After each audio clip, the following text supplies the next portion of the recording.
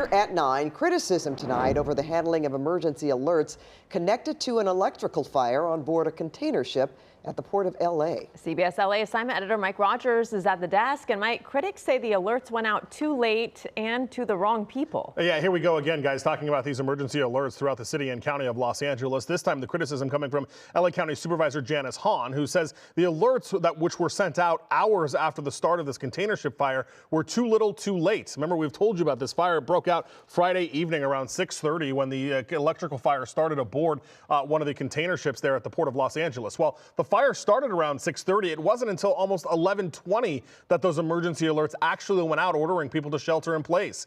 Now, the supervisor said she could even smell that smoke and the debris that was burning on there from her home, saying that a lot of the things that were burning were chemical in nature, and that was a big concern, was hazmat aboard that ship. What makes matters worse is the Ranchos Palos Verdes, the city of Ranchos Palos Verdes, also had to put out a statement saying if you got the alert and you live on the peninsula, that alert was sent to you in error. It's unclear tonight why residents on the Palos Verdes Peninsula were able to get the alert when they shouldn't have, but the city of Los Angeles not answering questions tonight, both the LAFD and the city of LA's emergency management department not answering requests for comments about this issue.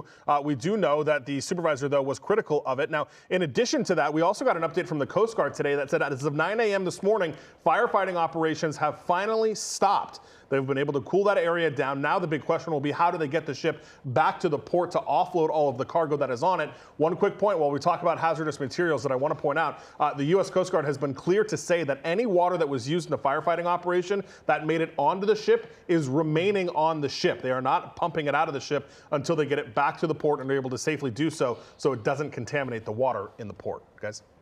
Thank you, Mike.